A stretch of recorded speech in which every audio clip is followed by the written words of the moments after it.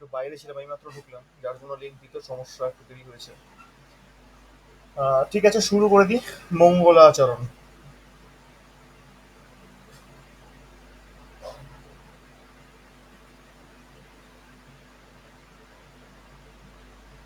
দেবকুমার বাবু, হ্যাঁ স্যার। শুরু করুন। ওং শূন্মুখশ্চৈকদন্তশ্চ কপিলগজকর্ণকः লম্বोदरश्च विकटो विघ्ननाशो विनायकः धूम्रकेतुर्गणाध्यक्षो भालचन्द्रगजाननः द्वादशैतानि नामानि या पठच्चिनुयादपि विद्यारम्भे विवाहे च प्रवेशे निर्गमे तथा सङ्ग्रामे सङ्कटे चैव विघ्नस्तस्य न जायते। शुक्लं वरदरं देवं शशिवर्णं चतुर्भुजं प्रसन्नवदनं ध्यायेत् सर्वविघ्नोपशान्तये। सदाशिवसमारम्भं शङ्कराचार्यमध्यमम् अस्मदाचार्यपर्यन्तं वन्दे गुरुपरम्पराम्।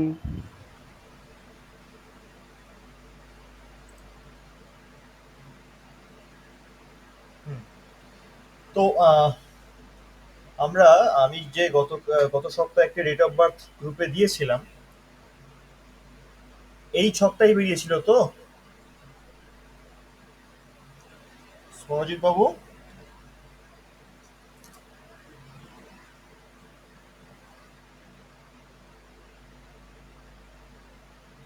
গত সপ্তাহে যে টাস্ক দেওয়া হয়েছিল এই হ্যাঁ, ছকটাই হ্যাঁ বেরিয়েছিল স্যার, তো? এটাই। হ্যাঁ।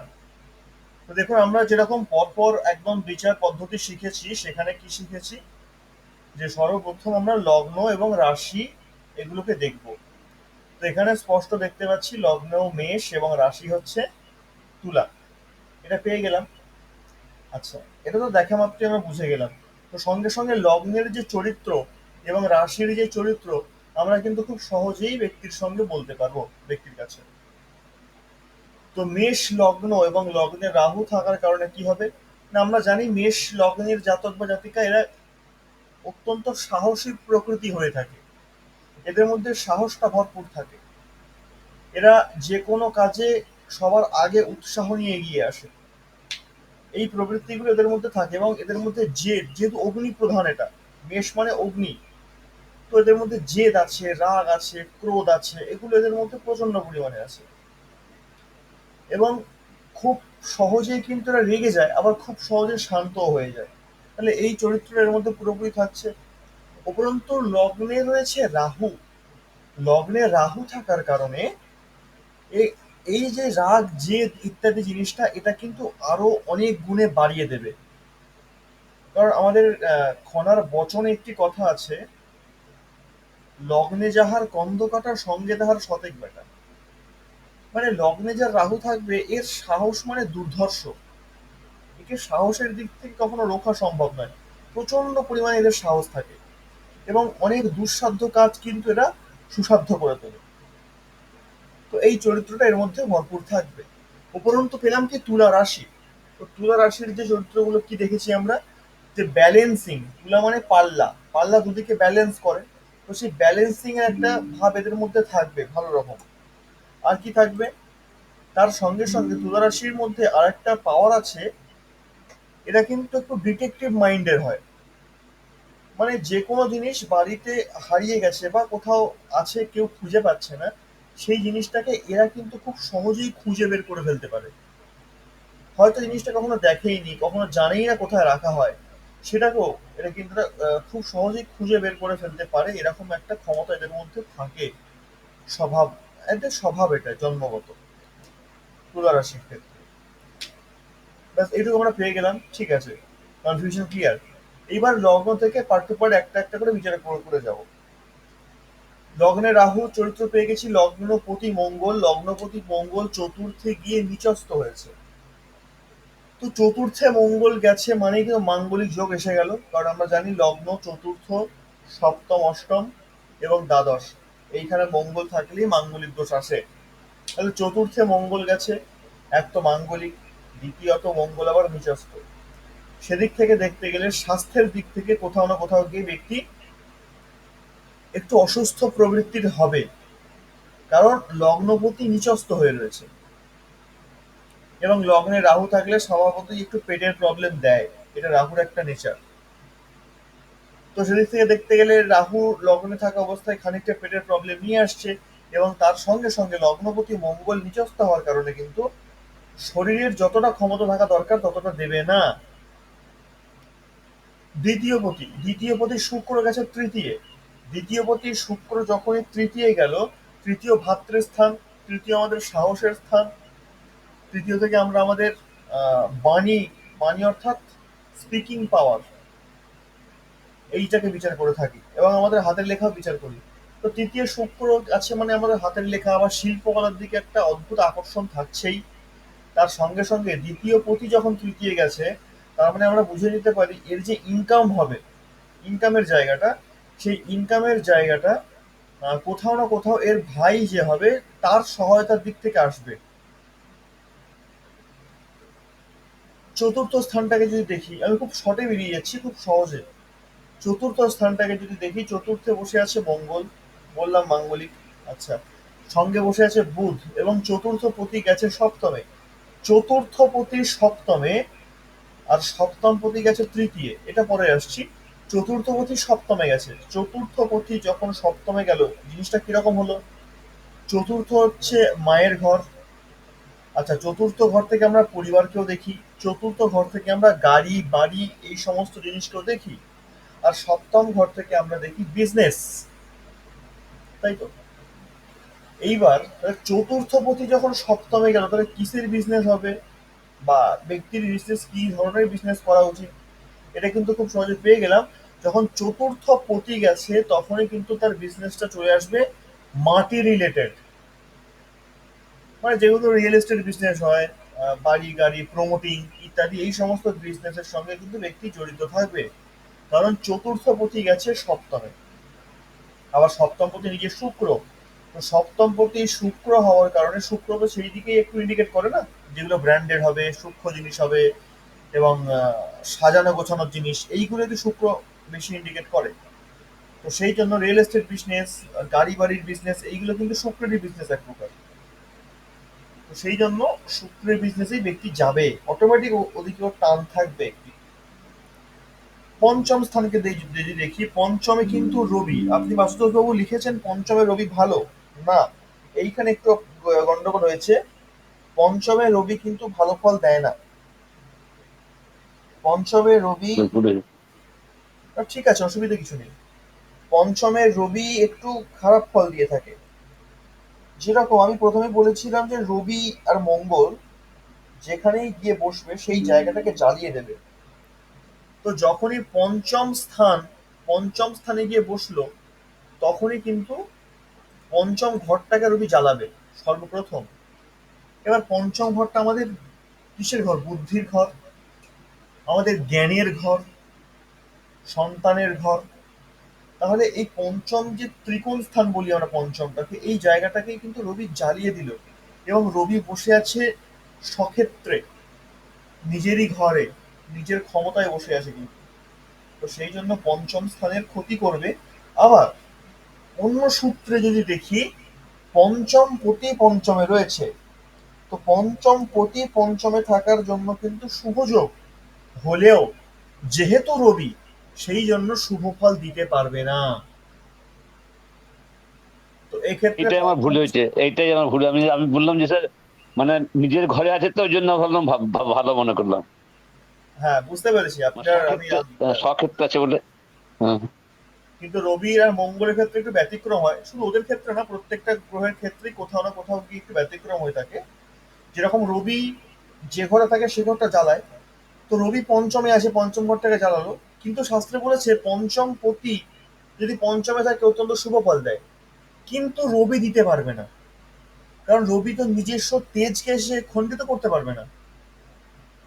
এই জন্য রবির ক্ষেত্রে ব্যতিক্রম, রবি পঞ্চমে থাকলে খারাপ ফলই দেয় বটে।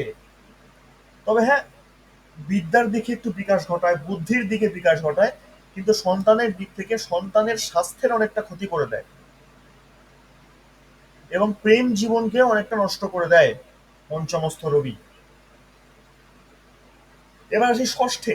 ষষ্ঠ ঘর দেখতে পাচ্ছি বুধের ঘর, ষষ্ঠপতি বুধ চতুর্থে গেছে। ষষ্ঠ স্থান থেকে আমরা শত্রু বিচার করি প্রধানভাবে। তো ষষ্ঠপতি যখন চতুর্থে গেল, আর চতুর্থ ঘরটা আমাদের পরিবারের ঘর, তাহলে শত্রু গিয়ে বসলো পরিবারে, অর্থাৎ এই ব্যক্তির পারিবারিক যে পরিবার সদস্যগণ, তারাই কিন্তু এর সঙ্গে শত্রুবৎ ব্যবহার করবে, এর সঙ্গে শত্রুতা করবে পরিবারের লোকজনই। কারণ ষষ্ঠপতি চতুর্থে, অর্থাৎ শত্রু যে সে নিজের বাড়িতে ঢুকে বসে আছে। সপ্তম স্থান, সপ্তম স্থান থেকে আমরা বিচার করি পত্নী, স্বামী বা স্ত্রী, ব্যবসা ইত্যাদি। সপ্তম স্থানে রয়েছে চন্দ্র, শনি এবং কেতু, আর সপ্তমপতি গেছে তৃতীয় স্থানে।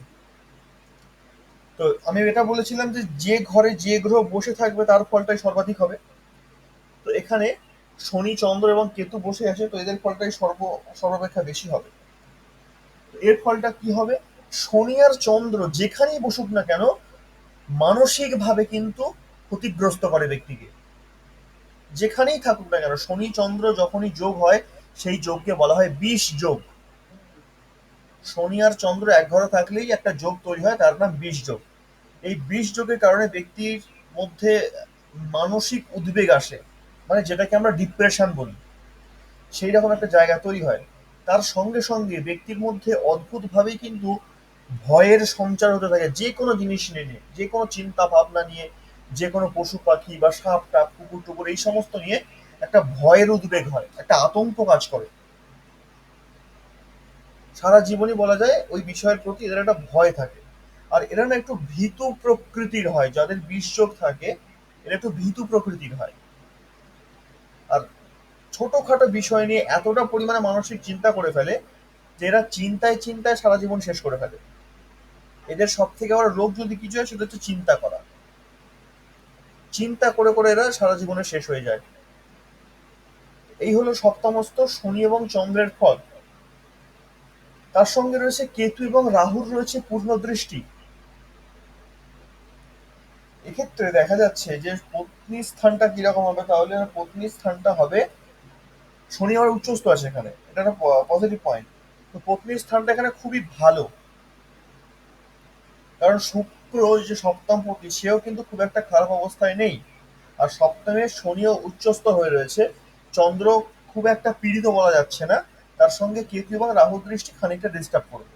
এটাই যা তফাৎ আছে, এটাই যা পার্থক্য। নচেত সপ্তম স্থান খুবই শুভ আছে, যেহেতু সেখানে শনি আছে। এবং যদি পত্নীর চরিত্র বলতে হয় যে চরিত্র কিরকম হবে তার, তাহলে তার চরিত্র হবে শনির মতন এবং চন্দ্রের মতন। শনির কিরকম চরিত্র? শনি কাটসাট কথা বলে দেয়, কোনো রকম কাউকে পরোয়া করে না, যেটা সত্য সেটা সত্য, এটা মিথ্যা এটা মিথ্যা, মুখের উপরে বলে দেবে, স্পষ্ট বাণী। এবং চন্দ্র থাকার দরুন সে একটু সংবেদনশীল হবে, একটু ইমোশনাল প্রকৃতিরও হবে। আবার সেখানে কেতু রয়েছে, কেতু আধ্যাত্মিক গ্রহ। কেতু আধ্যাত্মিক গ্রহ হওয়ার কারণে তার মধ্যে ধর্মের একটা ভাবও থাকছে, ধর্মের প্রতি একটা বিশ্বাসও থাকবে।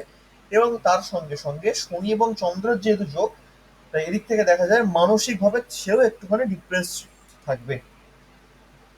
আর রাহুর দৃষ্টির পড়ার কারণে সেও কিন্তু প্রচন্ড সাহসী এবং দুর্ধর্ষ প্রকৃতির হবে।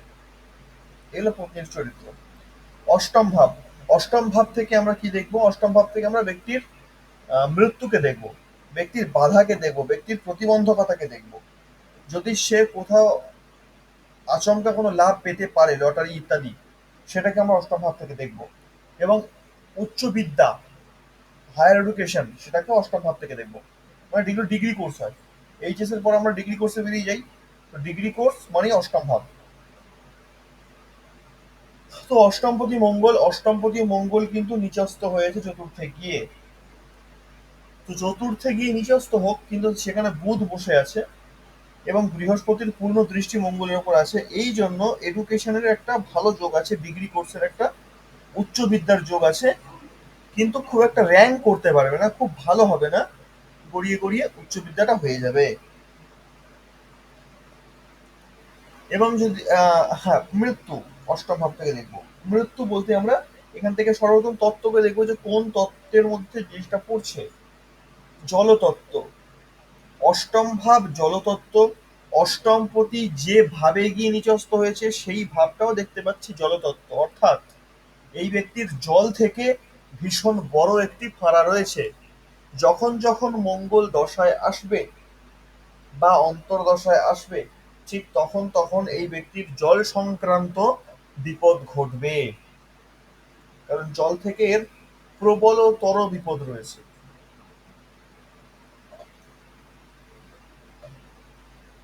নবম ভাব, নবমপতি বৃহস্পতি গেছে দশমে, অতি উত্তম।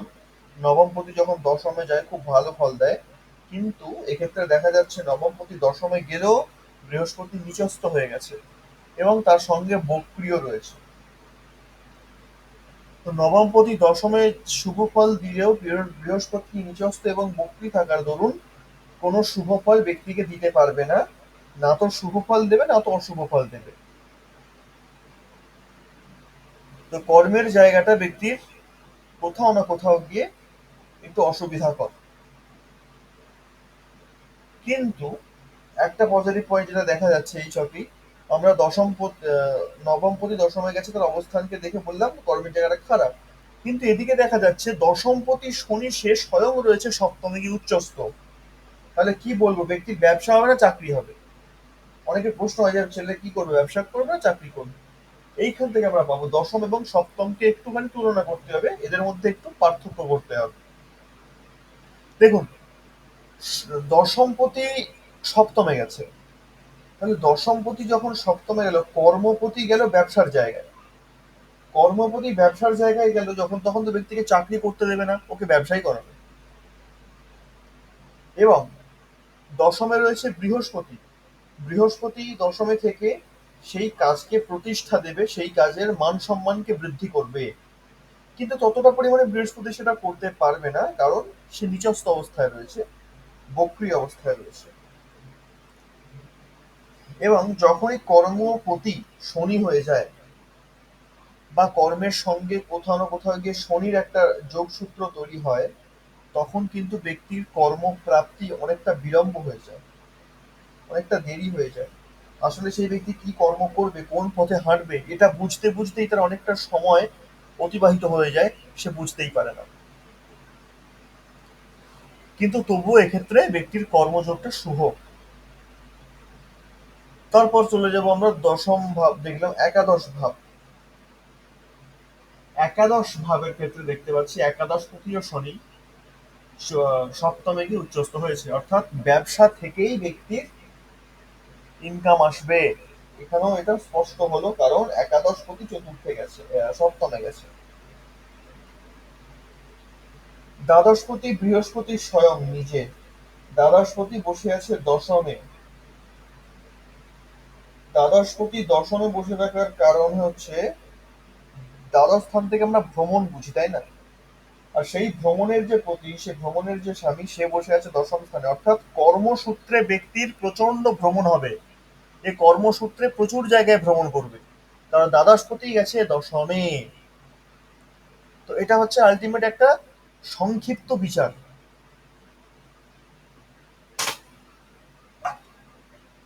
স্মরজিৎ বাবু বুঝতে পেরেছেন হ্যাঁ স্যার, বুঝতে পারছি স্যার। কতটা মিলেছে স্যার, আপনার সাথে?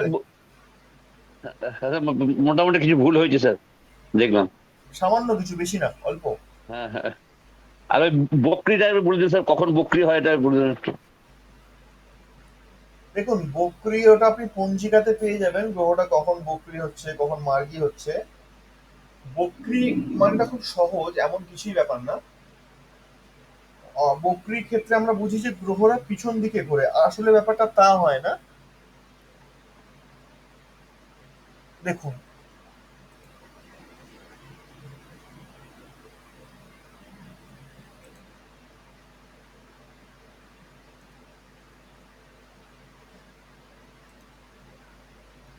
আমরা এখানে দেখতে পাচ্ছি এখানে বৃহস্পতি রয়েছে এবং গ্রহরা কোন হুম। দিকে ঘোরে, এই দিকে, মানে ঘড়ির উল্টো দিকে ঘোরে, তাই তো? যখন গ্রহরা, রাহু কিন্তু বাদে, যখন গ্রহরা এইদিকে ঘুরছে এইভাবে, তখন আমরা গ্রহকে বলছি মার্গী। কিন্তু বক্রি কখন হয়, এটা একটা প্রশ্ন।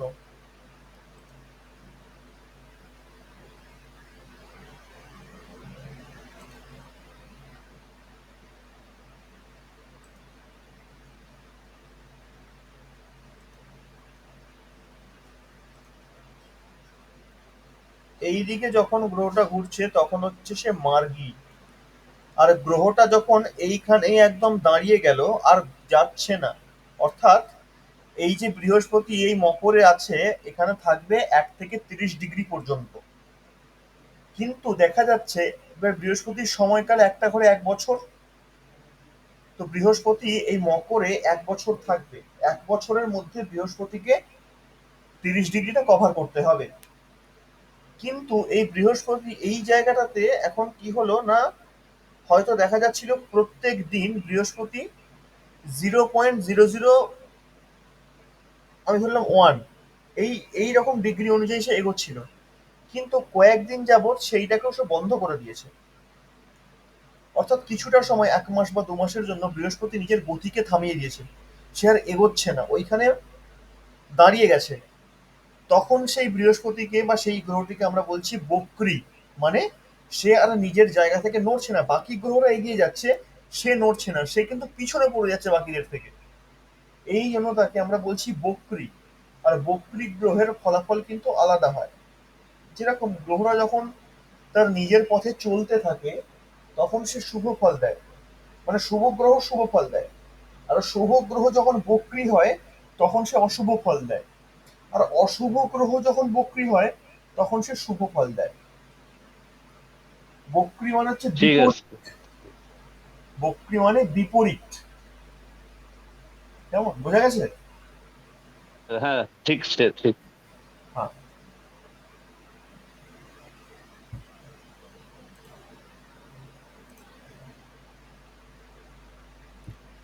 এই হচ্ছে বিষয়। আমরা মোটামুটি ছকটাকে বুঝতে পেরেছি। আচ্ছা, বাকিরা ছকটা বুঝতে পেরেছেন? যারা যারা লেখেননি বা লেখার চেষ্টা করেছেন, পাঠাননি, বিচারটা মোটামুটি পরিষ্কার হয়েছে কার কাছে, সবার কাছে?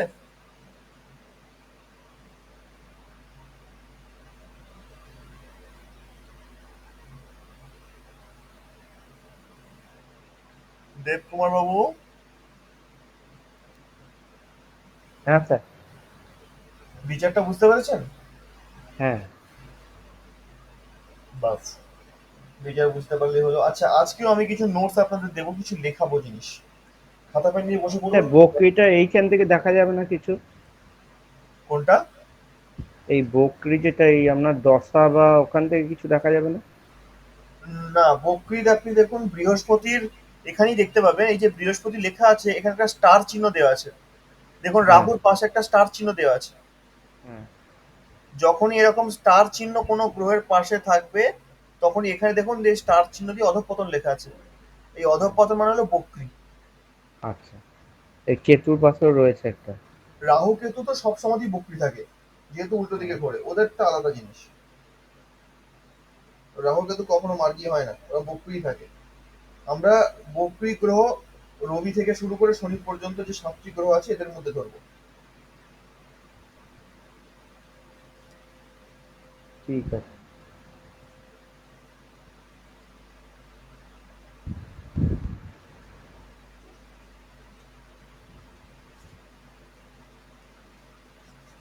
ঠিক আছে, পরিষ্কার?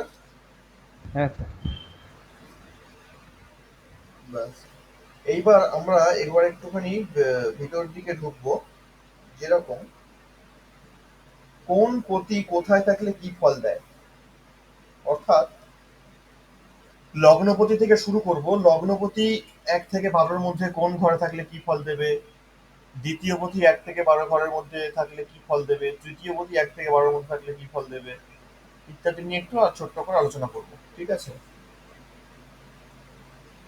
দেখুন লগ্নপতি, লগ্নপতি যখন লগ্নে নিজের ঘরেই থাকবে, অর্থাৎ লগ্নপতি লগ্নে আছে, তখন কিন্তু জাতকের দেহটা খুব সুন্দর দেখতে হবে, সুঠাম হবে, এবং সে তার মধ্যে একটা অদ্ভুত ক্ষমতা থাকবে, অদ্ভুত শক্তি থাকবে। এদের বাহুবল খুব সুন্দর হয়ে থাকে এবং খানিকটা চঞ্চল স্বভাব হয়, একটু স্বাভিমানী হয়ে থাকে, এবং আহ, কোথাও না কোথাও গিয়ে লগ্নপতি লগ্নে থাকলে দেশের প্রতি এদের একটা অদ্ভুত প্রেম থাকে, মানে দেশভক্ত যাকে বলে, এই জিনিসটা এদের মধ্যে খুব ভালো কাজ করে যদি লগ্নপতি লগ্নে থাকে। এবং শারীরিক দিক থেকে অনেক উপকার করে, এবং চট করে কিন্তু কোনো রোগ এদেরকে গ্রাস করতে পারে না যদি লগ্নপতি লগ্নে থাকে। এদের দেহটা নীরোগ হয়, অনেক ক্ষেত্রেই দেখা যায় দেহ সম্পূর্ণ নীরোগ থাকে এদের যদি লগ্নপতি লগ্নে অবস্থান করে। প্রচন্ড শুভ ফল দিয়ে থাকে এবং দীর্ঘায়ু করে ব্যক্তিকে। লগ্নপতি যদি দ্বিতীয় থাকে অর্থাৎ ধনস্থানে, লগ্নপতি দ্বিতীয় থাকলেই জাতক এখানেও কিন্তু রোগ মুক্ত হয়, বিভিন্ন দিক থেকে লাভ আসতে থাকে এবং সুশীল হবে, ধর্মজ্ঞ হবে, মানী হবে, গুণী হবে। এবং জাতক দ্বিতীয় স্থানে কিন্তু বহু রত্নের অধিকারী হয়, অর্থাৎ ধনসম্পত্তি এতই করে ফেলে যে অনেক বিলাসবহুল বাড়ি গাড়ি এ সমস্ত কিছু করতে এরা সক্ষম হয় যদি লগ্নপতি দ্বিতীয় স্থানে অবস্থান করে। সৌমিত্রবাবু হ্যান্ড রাইজ করেছেন, বলুন। ওই হচ্ছে। কি বলছেন? বলছি স্যার, রেকর্ডিং হচ্ছে আজকের ক্লাসটা? হ্যাঁ, রেকর্ডিং হচ্ছে। আচ্ছা স্যার, স্যার কন্টিনিউ করুন, কন্টিনিউ। লগ্নপতি যদি তৃতীয় স্থানে থাকে, লগ্নপতি যখনই তৃতীয় স্থানে যাবে তখনই কিন্তু আহ, একটুখানি জাতক হিংস্র প্রকৃতির হয়, অর্থাৎ হিংস্র বলতে ঠিক সেরকম না, মানে একটু ক্রোধী স্বভাব এর মধ্যে থাকে এবং তার সঙ্গে সঙ্গে সাহস কিন্তু প্রচন্ড পরিমাণে থাকে এবং এটা খুব বিক্রমশালী হয়ে থাকে। বুদ্ধিও খুব ভালো হয়, মানি হয়, এরাও সম্পদশালী হয়। তার সঙ্গে সঙ্গে এরা অনেক অনেক জায়গায় লেখা আছে যে এদের দ্বিতীয় বিবাহের যোগ, অর্থাৎ দুই পত্নী যুক্ত হয়ে থাকে, দ্বিতীয় বিবাহের যোগ থাকে। এটা সব ক্ষেত্রে সঠিক হয় না যদিও। লগ্নপতি তৃতীয় থাকলে এই দ্বিতীয় বিবাহ হবে বা দুটো পত্নী হবে এমনটা সব ক্ষেত্রে দেখা যায় না, তবে অনেক জায়গায় লেখা আছে। লগ্নপতি যদি চতুর্থে থাকে, চতুর্থে থাকলে কি হবে? চতুর্থে যদি অবস্থান করে তাহলে নানান শুভ যোগ হয়, মানে প্রচন্ড রকম ভাবে শুভ হয় লগ্নপতি চতুর্থে অবস্থান করলে, যেরকম এই ছকটা দেখতে পাচ্ছি।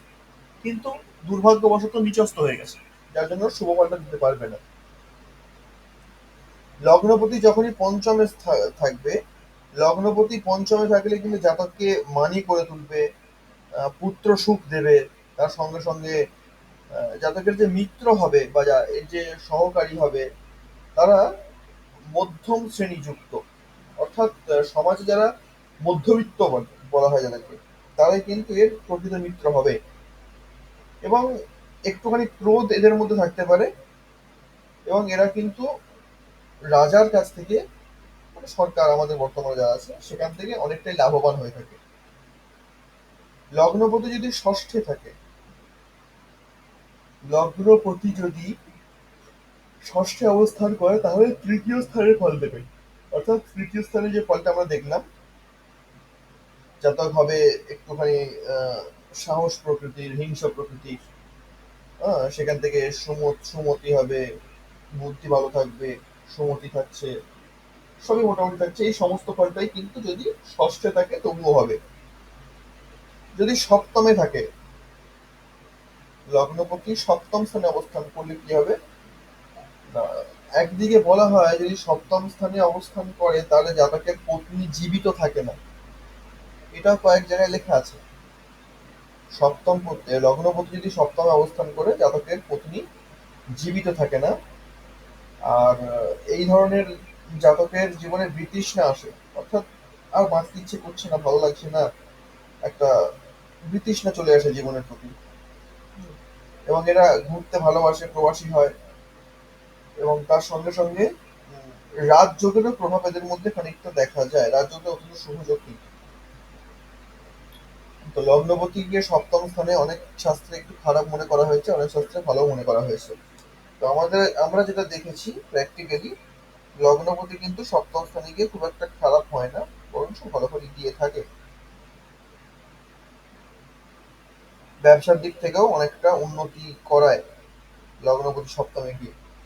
যদি লগ্নপতি অষ্টমে যায়, অষ্টমে যাওয়া আর দ্বাদশে যাওয়া একই ব্যাপার প্রায়, খানিকটা তফাৎ আছে। অষ্টমে যদি লগ্নপতি যায় সেখানে জাতক কিন্তু ওই যে হয় না কালা জাদু, তন্ত্রমন্ত্র ইত্যাদি এই সমস্ত বিদ্যার প্রতি অনেকটা আকৃষ্ট হয়ে থাকে বা শিখতেও এদের মন চায় সেখানে। এবং এরাও প্রচন্ড রকম ক্রোধী হয়ে থাকে, ভোগী হয় এবং অনেক ক্ষেত্রে বলা হয় এরা অপরকে নির্যাতন করতে ভালোবাসে যদি লগ্নপতি অষ্টমে যায়। আর লগ্নপতি অষ্টমে গেলে কিন্তু আয়ু ক্ষয় হয়, আয়ুও খুব একটা বেশি জাতক পায় না, আয়ু অনেকটা ক্ষয় করে দেয় অষ্টমস্ত লগ্নপতি। কেউ হ্যান্ড রাইজ করেছেন? স্যার আমি বলছিলাম কি, এই যে সপ্তম স্থানে পত্নী জীবিত থাকে না বললেন, এটা আমিও এক জায়গায় দেখেছি, লিখেছে জাতকের দ্বিতীয় বিবাহ যোগ থাকে। তো যদি পত্নী জীবিতই না থাকে তাহলে আবার দ্বিতীয় বিবাহ হলে সেই পত্নী জীবিত থাকবে? হ্যাঁ, এখানে একটা ব্যাপার আছে। আহ, দেখুন, লগ্নপতি সপ্তমে থাকলে পত্নী জীবিত থাকে না এটা কিন্তু সব ক্ষেত্রে প্রযোজ্য নয়। লগ্নপতি সপ্তমে রয়েছে অথচ পত্নী জীবিত এবং ভালো অবস্থাতে রয়েছে, এরকম বহু দেখা গেছে। কিন্তু এখানে তফাৎ হয়ে যায়, লগ্নপতি জীবিত তখনই থাকবে না, লগ্নপতি সপ্তমে থাকবে, তার সঙ্গে সঙ্গে ব্যক্তির মাঙ্গলিক যোগও থাকবে, তখনই তার প্রথম পত্নী জীবিত থাকবে না, কিন্তু দ্বিতীয় পত্নী জীবিত থাকবে। কারণ মাঙ্গলিক থাকলে পারে, মাঙ্গলিকের একটা শর্ত এটাই মঙ্গলের, যে প্রথম পত্নীকে আমি জীবিত রাখবো না বা প্রথম স্বামীকে জীবিত রাখবো না, কিন্তু দ্বিতীয়টার উপরে আমি কোনো কুপ্রভাব ফেলবো না। এটা মঙ্গলের একটা রুলস। তো তো সেক্ষেত্রে স্যার এটা মঙ্গলের জন্য, মঙ্গল হলে তাহলে হবে, আর মঙ্গল মাঙ্গলিক না হলে তো প্রথম না পত্নীর কোনো মাঙ্গলিক, খারাপ। না মাঙ্গলিক না থাকলে লগ্নপতি সপ্তমে গেলেও খুব একটা ক্ষতি করে না। আচ্ছা।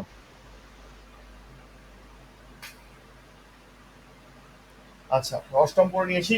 লগ্নপতি যদি নবম স্থানে যায়, লগ্নপতি যখনই নবম স্থানে গেল তখনই কিন্তু জাতক প্রচন্ড ভাগ্যশালী হয়ে উঠবে এবং জনপ্রিয় হয়ে যায়। লগ্নপতি নবমে গেলেই কিন্তু জাতক জনপ্রিয় হয় এবং সুবক্তা হবে, গুণী ব্যক্তি হবে। এবং বলা হয় যে লগ্নপতি নবমে গেলে জাতক, নবমে বা দশমে যেখানে যাক না কেন, এরা বিষ্ণু ভক্ত হয়, নারায়ণ ভক্ত হয় খুব। এবং তার সঙ্গে সঙ্গে আহ, পুত্র পুত্রী, একটা সুখী পরিবার এরা দেখতে পায় জীবনে, একটা সুখী পরিবার ব্যক্তি পেয়ে থাকে যদি লগ্নপতি দশমে বা নবমে যায়। দশম আর নবমের ফলটা প্রায় একই। যদি লগ্নপতি একাদশ স্থানে যায়, লগ্নপতি একাদশ স্থানে গেলে কিন্তু সেই ধনস্থানের ফল, অর্থাৎ লগ্নপতি দ্বিতীয় স্থানে যে ফল দেবে একাদশ স্থানেও সেই ফল দেবে, লগ্নপতি তৃতীয় স্থানে যে ফল দেবে ষষ্ঠ স্থানেও সেই ফল দেবে, লগ্নপতি অষ্টম স্থানে যে ফল দেবে লগ্নপতি দ্বাদশে গেলেও কিন্তু সেই একই ফল দেবে, আর লগ্নপতি নবমে গেলে যে ফল দেবে দশমে গেলেও সেই ফলই দেবে। তো এক্ষেত্রে এই সবটা যদি দেখি যে লগ্নপতি কোথায়, লগ্নপতি চতুর্থে, লগ্নপতি চতুর্থে অবস্থান করলে নানান শুভযোগ উন্নতি হয় ব্যক্তির, কিন্তু এক্ষেত্রে এর উন্নতি হবে, শুভযোগ আসবে, কিন্তু ততটা ফলপ্রসূ হবে না যেহেতু মঙ্গল নিজস্ব।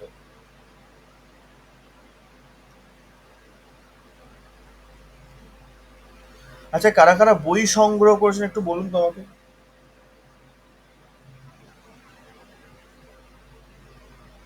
হ্যাঁ স্যার, করি স্যার। বই সংগ্রহ করেছেন?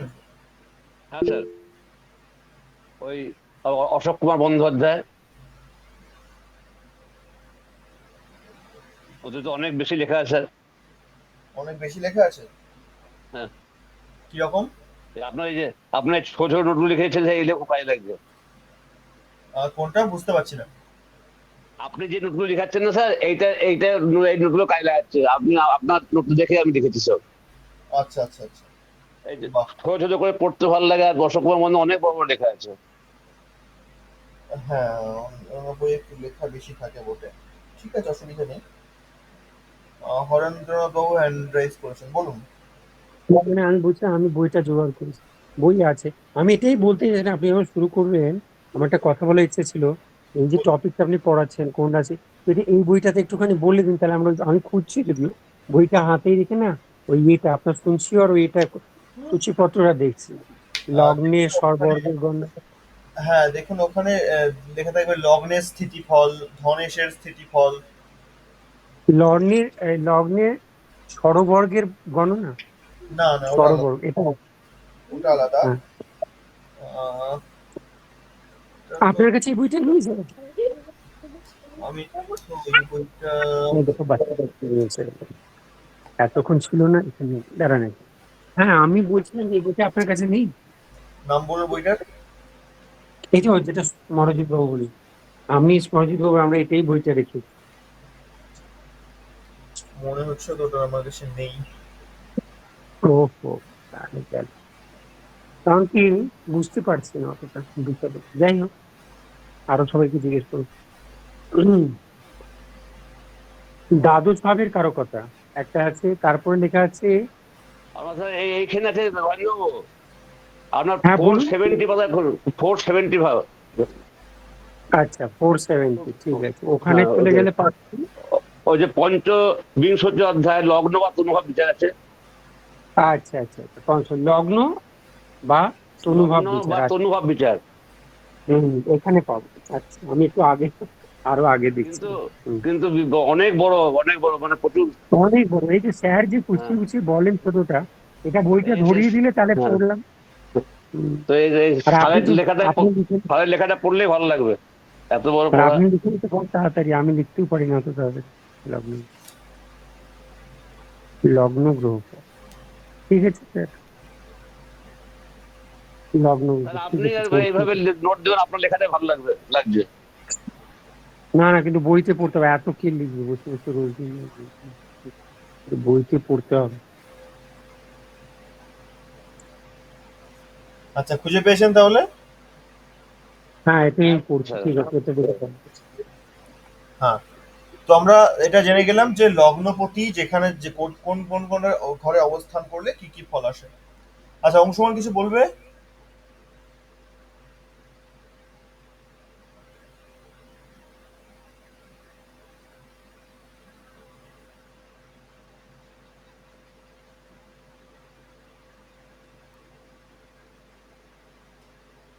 আচ্ছা, লোয়ার হ্যান্ড করে নিয়েছে, ঠিক আছে। এবার আসবো দ্বিতীয় পতিতে। দ্বিতীয় পতি 1 থেকে 12-র মধ্যে কোথায় কোথায় থাকলে কি কি ফল দেয়? যদি দ্বিতীয় পতি লগ্নে থাকে তাহলে কি ফল দেবে?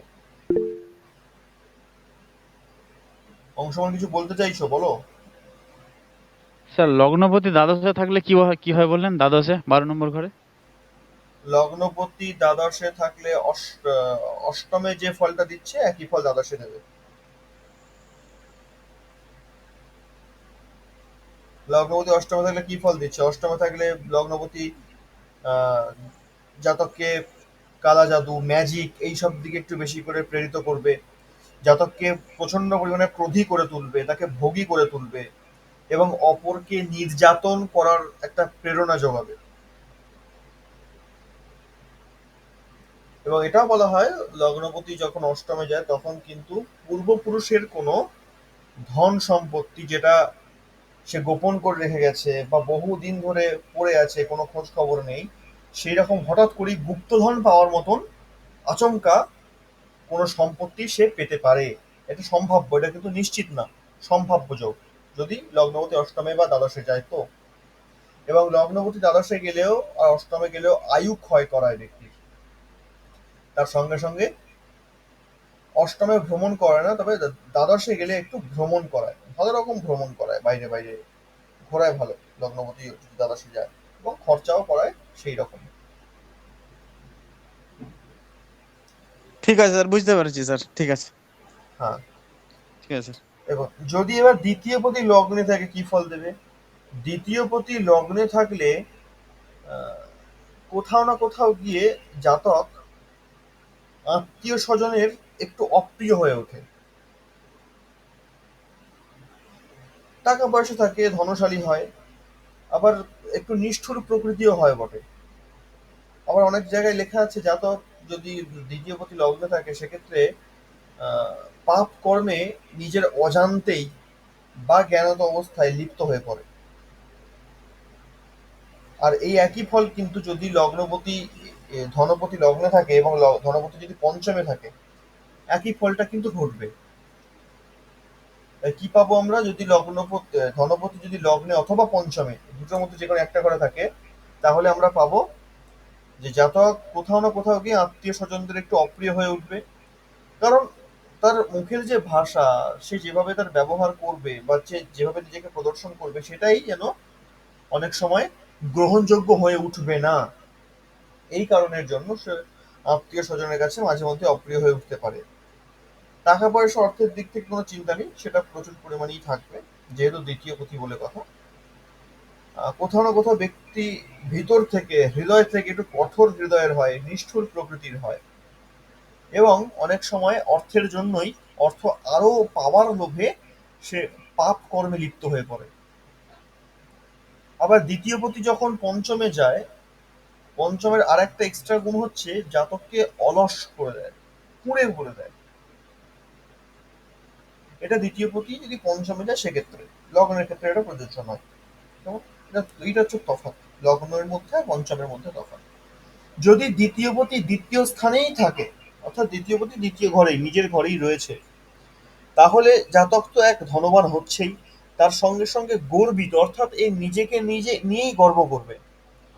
এবং এটাও বলা হয় যে অনেক সময় দেখা যায় যে দ্বিতীয় পতি দ্বিতীয় থাকলে সন্তানহীন হতে হয়, কিন্তু এই কথাটাও সত্য নয় যে দ্বিতীয় পতি দ্বিতীয় থাকলেই সন্তানহীন হতে হবে। কারণ সেক্ষেত্রে সন্তানের কারক গ্রহ বৃহস্পতির অবস্থান দেখাটা অত্যন্ত প্রয়োজনীয়, এবং পঞ্চম পতির অবস্থান দেখাটা প্রয়োজনীয়। শুধুমাত্র দ্বিতীয় পতি দ্বিতীয় আছে বলে তার সন্তান হবে, নিঃসন্তান হবে, এমনটা নয়। কেমন? আচ্ছা, তবে এটা ঠিক, দ্বিতীয় পতি দ্বিতীয় থাকলে সে মধুর বাণী বলবে, তার গ্রহ অনুযায়ী যে স্বাদ হয়, যেরকম বুধ বৃহস্পতি শুক্র এদের মিষ্টি ভালো লাগে, টক ভালো লাগে, শনির ক্ষেত্রে তেতো, রাহুর ক্ষেত্রে ঝাল, এরকম গ্রহদের স্বাদ রয়েছে। তো দ্বিতীয় পতি যে গ্রহ হবে, যদি নিজের ঘরে থাকে, সেই ধরনের খাবার খেতে সে ভালোবাসবে, পছন্দ করবে। তার সঙ্গে সঙ্গে অত্যন্ত মধুর বচন সে বলবে, এবং বচনের মাধ্যম দিয়ে অন্য ব্যক্তিকে নিজের প্রতি আকৃষ্ট করবে, যদি দ্বিতীয় পতি দ্বিতীয় থাকে। যদি দ্বিতীয় পতি তৃতীয় থাকে, তৃতীয় স্থানে থাকলে আর চতুর্থ স্থানে থাকলে ফলটা প্রায়শই একই রকম। প্রায় জাতকের বুদ্ধি খুব সুন্দর হয়, সুমতি হয়, বিক্রমশালী হয়, গুণী হয়, কোথাও না কোথাও গিয়ে খানিকটা লোভীও হয় বটে। হুম। আর কোথাও না কোথাও যদি বৃহস্পতি স্ট্রং না থাকে, তাহলে ধনপতি তৃতীয় গেলে একটু দেব নিন্দাকারী হয়, অর্থাৎ ঈশ্বরের প্রতি সেই আস্থাটা ব্যক্তি রাখতে পারে না, কোথাও না কোথাও সে ঈশ্বরের নিন্দাকারী হয়ে থাকে যদি ধনপতি তৃতীয় স্থানে যায়। তবে এক্ষেত্রে বৃহস্পতির অবস্থান আর বলাবল দেখাটা অত্যন্ত প্রয়োজনীয়। যদি বৃহস্পতির অবস্থান ঠিক থাকে, বলাবল থাকে, বা যদি বৃহস্পতির লগ্নের দৃষ্টি থাকে, তাহলে এমনটা হয় না। এবার আসছি ধনপতি যদি যায় পঞ্চম, পঞ্চম বলে দিয়েছি, ষষ্ঠ স্থানে। ধনপতি যদি ষষ্ঠ স্থানে যায় কি ফল দেবে? ষষ্ঠ স্থান মানে শত্রু স্থান আমরা জানি। তো শত্রু স্থানে যখনই যাবে, তখনই কিন্তু জাতক শত্রুর কাছ থেকে লাভ নিয়ে আসবে, অর্থাৎ ধনস্থান না, ধনপতি। তো ধনপতির কাজ হচ্ছে ধন নিয়ে আসা, লাভ নিয়ে আসা। তো সে যেখানে গিয়ে অবস্থান করবে, সেই জায়গা, সেই সম্বন্ধিত জায়গা থেকেই সে ধনকে নিয়ে আসবে। এই জন্য ধনপতি চলে গেছে কোথায় না, ধনপতি চলে গেছে ষষ্ঠ স্থানে, আর ষষ্ঠ শত্রু স্থান। তাহলে জাতক শত্রুর কাছ থেকে ধন নিয়ে আসবে। আর এই সমস্ত জাতকদের, গুন্ডা বদমাস, হ্যাঁ, এই ধরনের যারা থাকে সমাজে, এদের কাছ থেকে প্রচুর লাভ পেয়ে থাকে। এদের নেচারটা এরকম হয়ে থাকে। যদি ধনপতি এখন সপ্তম স্থানে গিয়ে বসে, পত্নী স্থানে গিয়ে বসে, তাহলে কি হবে? না, এটা বলা হয় যে যদি ধনপতি সপ্তম স্থানে গিয়ে বসে, তাহলে জাতক কোথাও না কোথাও পরস্ত্রীগামী হয়ে যায় বটে, যদি দ্বিতীয় পতি সপ্তমে যায়। তো আহ, তবু এই কথাটাও আমার কোথাও না কোথাও মনে হয় যে না, সত্যি পুরোটা হয় না, কারণ সেখানে শুক্রের একটা ব্যাপার থাকে, সেটাও দেখতে হয়। এবং এরূপ জাতকের যে পত্নী হয়, সেই পত্নী একটু দুষ্ট প্রকৃতির হয়ে থাকে। এবং এটাও বলা হয় যে মাতা ব্যভিচারিণী হয়, এরকম স্পষ্ট ভাষা শাস্ত্রে লেখা আছে। তবে এগুলো কোনোটাই সঠিক নয়।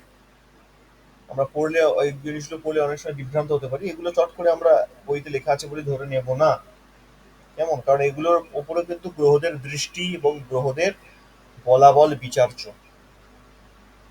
কেমন?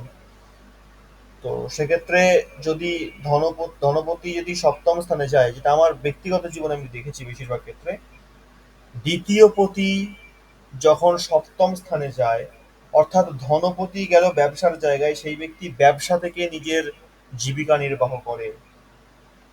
কারণ অর্থটা আসবে কোথা থেকে? অর্থ সপ্তম থেকে আসছে, ব্যবসা থেকে আসবে। এবং পত্নী ভাগ্যে অর্থ, অর্থাৎ সপ্তম স্থান পত্নীর ঘর। তো দ্বিতীয় পতি যখন সেই ঘরে গেল, তখন সে কিন্তু পত্নীর ভাগ্যের দ্বারা অর্থকে নিয়ে আসবে।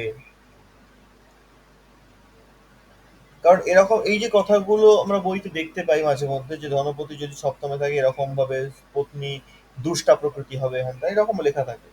কিন্তু আমাদের পরিচিত বহু লোকের সঙ্গে কিন্তু দেখতে পাবো আমরা দ্বিতীয় পতি সপ্তমে আছে। সত্যি কি এমনটা ঘটে? না। আমরা বইয়ের লেখাগুলোকে অন্ধের মতো বিশ্বাস করে নেব না, কারণ এর ওপরেও বিচার থাকে। এখানে যে বিচারটা লেখা আছে সেটা তো একদম সহজ সরল ভাবে লেখা আছে, কিন্তু এর উপরেও বিচার থাকে। সেই বিচার করেই আমরা ফল বলতে পারবো। নচেত ওপর বিচার করে ফল বলতে গেলে কিন্তু আমরা বলতে পারবো না, আমরা ভুল ফল বলবো। এবার যদি দেখি সপ্তমপতি অষ্টম স্থানে গেছে, কি হবে? সপ্তমপতি যখনই অষ্টম স্থানে যায়, বলা হয় জাতক মাটি দ্বারা, ভূমি দ্বারা অনেক দ্রব্য লাভ করে থাকে, অনেক কিছু পায় মাটি থেকে। জাতক মাটি থেকেই সে লাভটা করে, এটা বলা হয়। কিন্তু এই ধরনের জাতক সচরাচর অল্প পত্নী সুখ লাভ করে, অর্থাৎ বেশি দিন পত্নী সুখ পায় না। এবং এর যে বড় ভাই হয়, বড় দাদা হয়, তার কাছ থেকে কোনো সুখ এরা পায় না। কিন্তু এটাও সব ক্ষেত্রে সঠিক হয় না, এটাও অনেক ক্ষেত্রে ভুল প্রমাণিত হতে আমি দেখেছি। কিন্তু শাস্ত্রে এরূপ কথাই লেখা আছে। আমি বারবার বলছি, এর উপরে কিন্তু বিচার অবশ্যই প্রত্যেকে করতে হবে। বিচার যদি আমরা না করে ফল বলতে দিই, তাহলে আমরা প্রতিষ্ঠিত হতে পারবো না। যদি আমি আমার ব্যক্তিগত অনুভব থেকে বলি, যদি আমি দ্বিতীয় পতিকে অষ্টম স্থানে দেখি, তো দ্বিতীয় পতি অষ্টম স্থানে যখন থাকলো, অষ্টমকে আমরা কি জানি না? অষ্টম হচ্ছে আনসার্টেন গেন, অর্থাৎ হঠাৎ করেই প্রাপ্তি। অষ্টম স্থানকে জ্যোতিষীরা বলে অন্ধকার কুয়ো। কারণ এই ভিতরে কি আছে কেউ জানে না। এর ভিতরে মৃত্যু হতে পারে, আবার বরদানও থাকতে পারে, বিষও থাকতে পারে, অমৃত থাকতে পারে। যার ভাগ্যে যেটা আছে সে সেটা পাবে। এইরকম হচ্ছে অষ্টম স্থান। তো এই অষ্টম স্থানে যখন দ্বিতীয় পতি আসছে, সেক্ষেত্রে বলা হয়, বা বলা তো অনেক কিছু হয়, কিন্তু যেটা দেখা যায় সেটা হচ্ছে হঠাৎ করেই ধনের প্রাপ্তি হওয়া। হঠাৎ করেই ধনের প্রাপ্তি হওয়া, এটা কিন্তু দ্বিতীয় পতি অষ্টমে গেলেই সম্ভব। আবার দ্বিতীয় পতি অষ্টমে গেছে, এবার দেখতে হবে অষ্টম স্থান থেকে আমরা মৃত্যু বিচার করি। এবার দ্বিতীয় পতি যখন গেল অষ্টমে, তখন দ্বিতীয় পতি কি চাইবে? আমি ধন সংগ্রহ করব যেখানে যাই না কেন। এর অষ্টম স্থানটা যদি জলস্থান হয়, তাহলে সেই জল থেকেই ব্যক্তি কিছু না কিছু ইনকাম সেখান থেকে করেই নেবে। এটা স্বভাব বলা যেতে পারে। দ্বিতীয় পতি গেল নবম স্থানে। নবম স্থানে দ্বিতীয় পতি গেলে কি ফল দেবে? কারণ নবম স্থানে দ্বিতীয় পতি যখনই প্রবেশ করবে, তখন জাতককে ধনশালী তো করছে, তার সঙ্গে উদ্যমী গড়ে তুলবে। তার সঙ্গে কোথাও না কোথাও শৈশবে, অর্থাৎ বাচ্চা বয়সে জাতক সুস্থ সবল থাকলেও বড় হয়ে তা কিন্তু পারবে না। কোথাও না কোথাও গিয়ে তার শারীরিক অসুস্থতা আসবে। যদি বৃহস্পতি প্রচন্ড পরিমাণে ভালো থাকে, তার দৃষ্টি থাকে, তাহলে জাতক সারা জীবন নিরোগী থাকে। যদি দ্বিতীয়পতি নবমে যায় এবং এদের ভাগ্য খুব সুপ্রসন্ন হয়ে থাকে এবং ভাগ্যের দ্বারা এদের ইনকাম আসে, অর্থ আসে। ধনপতি যদি দশম স্থানে যায়, কি ফল দেবে? দশম স্থানে যাওয়া আর একাদশ স্থানে যাওয়া একই ফল প্রায়। দশম স্থানে যখন ধনপতি প্রবেশ করলো, তখন জাতক, এখানেও কিন্তু দেখা যাচ্ছে জাতক আহ, প্রচন্ড পরিমাণে উদ্যমী হবে, মানী হবে, গুণী হবে, পণ্ডিত হবে, ধনশালীও হবে। আবার বলা হয় যে পুত্রহীন হতে হয় যদি দ্বিতীয় পতি দশমে যায়। এটাও ভুল কথা, পুত্রহীন হতে হয় না, গ্রহদের সেরকম যোগাযোগ থাকলে অবশ্যই হয়। আরো যেটি আছে সেটা হচ্ছে বলা হয় বহু পত্নী যুক্ত হয়ে থাকে। তো বর্তমান যুগে আর বহু পত্নী যুক্ত কি করে হবে, সেটা এক টাকাতে একটাই করতে হবে, চাইলেও করতে পারবে না। তো এই হচ্ছে দ্বিতীয় পতির ফল। দ্বিতীয় পতি যদি একাদশে থাকে, একাদশে থাকলে নবমের ফল, মানে নবমে যে ফলটা দেবে সেটা একাদশেই দেবে। দশম স্থান, একাদশ স্থান, দ্বাদশ স্থান। দ্বাদশটাও বললাম, যদি আহ, ধনপতি দ্বাদশে থাকে কি দেবে না, দ্বাদশে ধনপতি থাকলে জাতক ধনহীন হয়, কারণ দ্বাদশ ঘরটা ব্যয় স্থান, আর দ্বিতীয় পতি ইনকামের জায়গা, আর্নের জায়গা। এবার আর্নিং, অর্থ নিয়ে গিয়ে রাখা হলো ধনপতির কাছে। ধনপতি যখন বসে আছে দ্বাদশে, সে কিন্তু সেই অর্থটা সবটাই শেষ করে ফেলবে, কিছুই করতে পারবে না। এটাই হলো দ্বাদশস্থ ধনপতির কাজ। আর এটাও বলা হয় যে ধনপতি যখন দ্বাদশে যায়, তখন এরকম ধরনের জাতক, সে কিন্তু তার বড় দাদা, যে জ্যেষ্ঠ ভ্রাতা থাকে, তার থেকে সুখ কখনো পাবে না। এই হচ্ছে দ্বিতীয়েশের ফল, অর্থাৎ দ্বিতীয় পতি যেখানে যেখানে থাকবে তার সেরকম সেরকম ফল দেবে। তাহলে লগ্নপতিকে আমরা পেলাম, দ্বিতীয় পতিকে আমরা পেলাম। এবার এই ছকটা দেখে, যেটা সামনে খোলা আছে, এই ছকটা দেখে আমরা কি বিচার দেব বা কি বলবো আমরা, নতুনরা কেউ যারা করেননি তারা বলুন। যে এই ছকটা দেখে আমরা যদি আমাদেরকে বলা হয় যে দ্বিতীয় পতির বিষয়ে কিছু বলতে, তো দ্বিতীয় পতির বিষয়ে আমরা কি বলবো?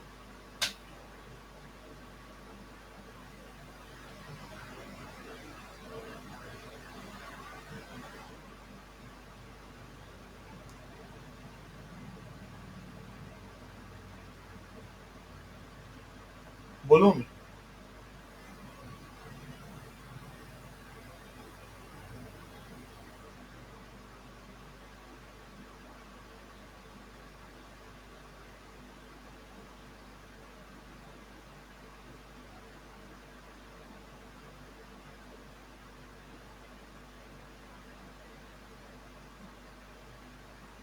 বলুন, কেউ একজন আনমিউট করুন।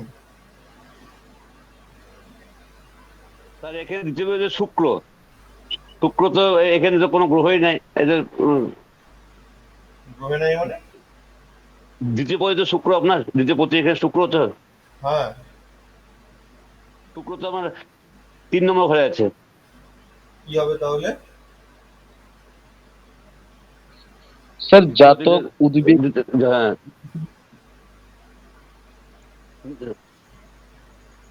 Hello sir. বলুন। দেবনিন্দাকারী হবে, ধনশালী হবে।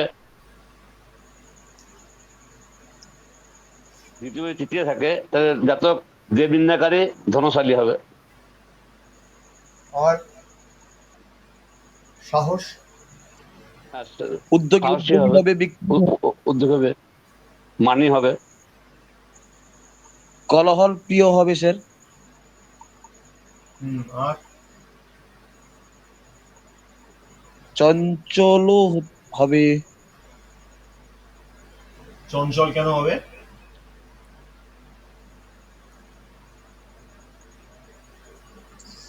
স্যার।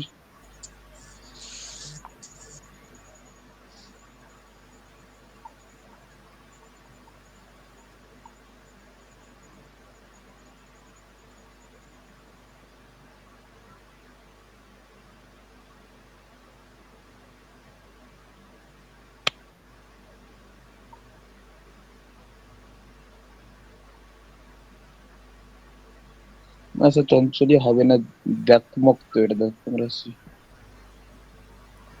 চঞ্চলতা কোন গ্রহ থেকে পাই আমরা দেখতে? চঞ্চলতা কার থেকে আসে?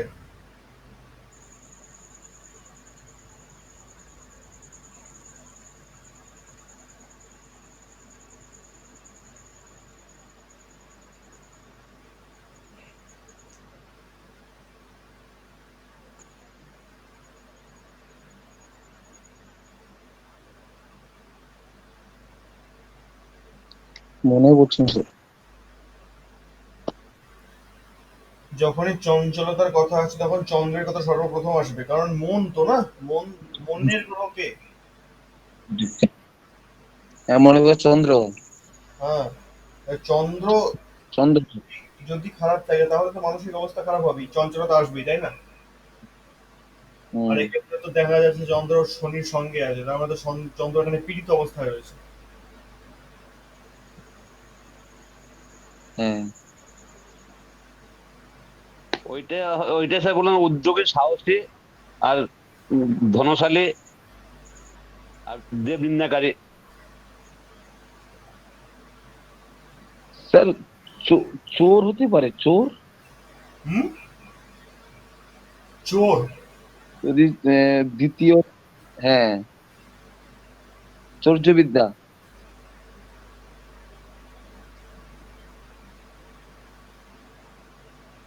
বুঝে আরেকবার বলুন, ও কথা শুনতে পাইনি। চৌর্যবিদ্যায় পারদর্শী করতে পারে কে? যদি দ্বিতীয় পতি তৃতীয়তে থাকে। দ্বিতীয় পতি যদি দ্বিতীয় থাকে, হ্যাঁ, দ্বিতীয় পতি যদি দ্বিতীয় থাকে তাহলে চৌর্যবিদ্যায় পারদর্শী। না, চৌর্যবিদ্যা পারদর্শী কি করে হবে? চৌর্যবিদ্যায় পারদর্শী তো দ্বিতীয় পতির স্যার সঙ্গেই এখানে হবে। একটা লেখা আছে। হ্যাঁ,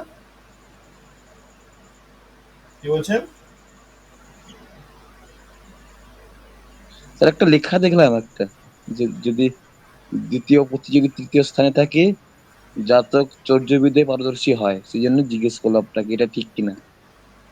না, কিছু করতে হবে না। দ্বিতীয় পতি যদি চতুর্থ স্থানে থাকে সেখান থেকে চৌর্যবিদ্যা আসে না। চৌর্যবিদ্যা তৃতীয় স্থানে। হ্যাঁ, তৃতীয় স্থানে যেখানে থাকুক না কেন, চৌর্যবিদ্যা একমাত্র রাহু দিয়ে থাকে। রাহুর যোগেই চৌর্য, ডাকাতি, হ্যান ত্যান এই সমস্ত গুলো হয়। কেমন? ওদের ক্ষেত্রে বাকিদের ক্ষেত্রে খুব একটা এফেক্টিভ হয় না।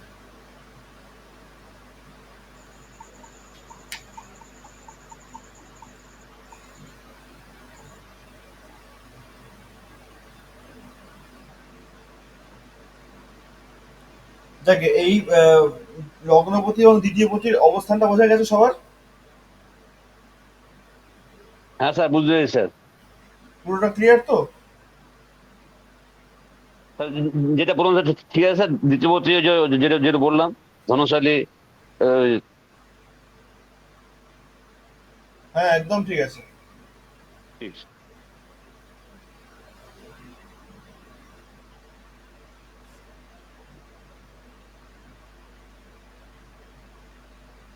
আচ্ছা, আমি আর একটা ডেট অফ বার্থ গ্রুপে পাঠাচ্ছি আজকে। নাম অনেকে জিজ্ঞাসা করছে, নাম নাম কি লিখবো? নাম আপনারা আপনাদের মতন করে কিছু একটা দিয়ে দেবেন, কোনো অসুবিধা নেই। আর একটা ডেট অফ বার্থ আজকে ক্লাস শেষ করবো, ক্লাস শেষ করি পাঠাবো গ্রুপে, সেটা কিন্তু যেরকম মনোজবাবু এটা একা লিখেছেন, একা নয়, যতজন আছেন গ্রুপের সবাই চেষ্টা করবেন। উনি যে লেখাটা পাঠিয়েছেন গ্রুপে তার স্যাম্পেলটা দেখে নেবেন একবার, কিভাবে লিখেছেন উনি নিজের মতন করে।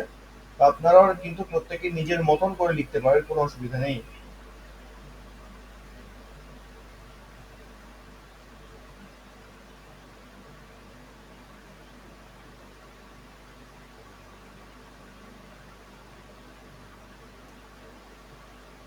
তৃতীয় পতি থেকে শুরু করে দ্বাদশ পতি পর্যন্ত আমাদের বাকি থাকবে, তাই তো? আচ্ছা,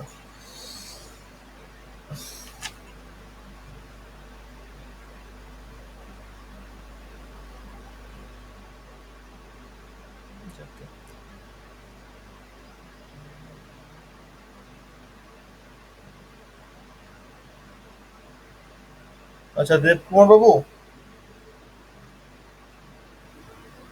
হ্যাঁ স্যার। প্র্যাকটিস শুরু করে দিন, কোনো অসুবিধা? না। আচ্ছা, আজকে আমার একটু অসুবিধা আছে, যার জন্য আমি ক্লাসটা আজকে তাড়াতাড়ি শেষ করবো একটু। আচ্ছা স্যার। বাকি নোটসগুলো আমি পরের সপ্তাহে পড়িয়ে দেবো, বা যদি সম্ভব হয় আমি গ্রুপে দেওয়ার চেষ্টা করছি।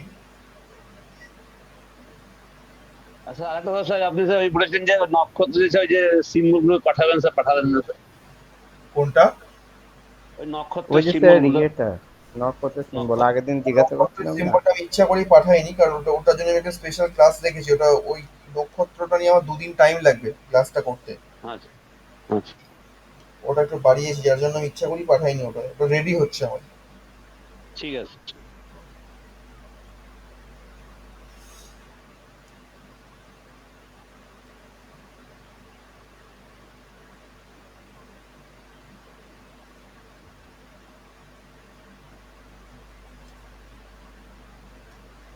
আমি যে এটা দিচ্ছি গ্রুপে ডেট অফ বার্থটা, এটা কিন্তু প্রত্যেকে বিচার করে পাঠাবেন লিখে। আপনারা না লিখলে আমি বুঝতে পারছি না যে আপনাদের গ্রোথ কতটা হয়েছে। যেরকম সমাজিত বাবু একটা লিখেছেন বলে আমি বুঝতে পারলাম, এর জন্য আমি এর যে ডিপে গেলাম না। আমি মোটামুটি ওপর ওপর দিয়ে যেটা বুঝে দিচ্ছি উনি ধরে নিচ্ছেন। তো আপনারা সবাই যদি একটু লিখে গ্রুপের মধ্যে পাঠান বিচার করে, আমি এটা এটুকু বুঝবো যে কার কতটা ডেপথ তৈরি হয়েছে। তাহলে সেই মতো আমার পক্ষে ক্লাসটা নিতে অনেক সুবিধা হয়। কারণ এভাবে আমি অন্ধকারে থাকছি, আপনারাও অন্ধকারে থাকছেন প্র্যাকটিস না করে। বুঝতে পারছি না আমি নিজেও, আপনারাও বুঝতে পারছেন না যে কতটা শিখেছেন। তো যে ডেট অফ বার্থ আমি দিচ্ছি এখনই গ্রুপে আমি পাঠিয়ে দিচ্ছি। এটা কিন্তু প্রত্যেকে একটু চেষ্টা করুন লিখে পাঠানোর।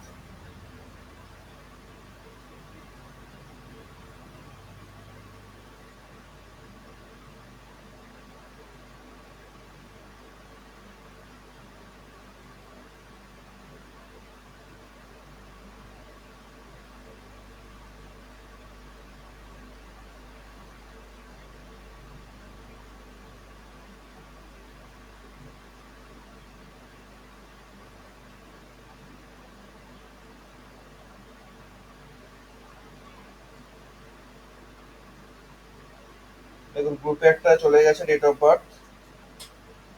আমি আশা করব কাল থেকেই একটা একটা করে গ্রুপের মধ্যে সবাই ছাড়তে শুরু করবেন। এক্ষেত্রে পরবর্তী ক্লাসের সিলেবাসটা রেডি করতে আমার খুব সুবিধা হবে। আর এক স্যার জিজ্ঞাসা করা হলো যে একই দিকে রাহু কেতুর একই দিকে 6টা গ্রহ আছে, এতে কোনো যদি কিছু হয় নাকি? না, দেখুন, রাহু কেতুর ভিতরে যদি সমস্ত গ্রহ থাকে তখন সেটা কালসর্প ধরা হয়। আর রাহু কেতুর যদি একটা গ্রহ বেরিয়ে যায় রাহু কেতুর কবল কবল থেকে, তাহলে কালসর্প দোষ হবে না। ওটা কালসর্পের মধ্যে পড়ে। ঠিক আছে? আচ্ছা আচ্ছা আচ্ছা।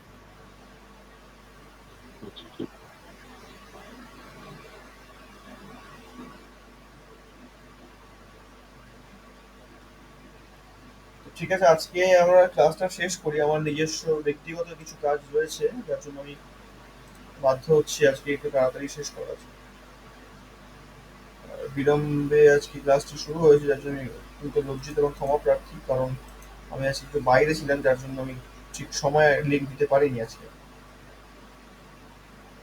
তো সকলে ভালো থাকবেন, সুস্থ থাকবেন। আজকে এই পর্যন্তই, আমরা এখানেই ক্লাস শেষ করব। শুভরাত্রি। শুভরাত্রি স্যার।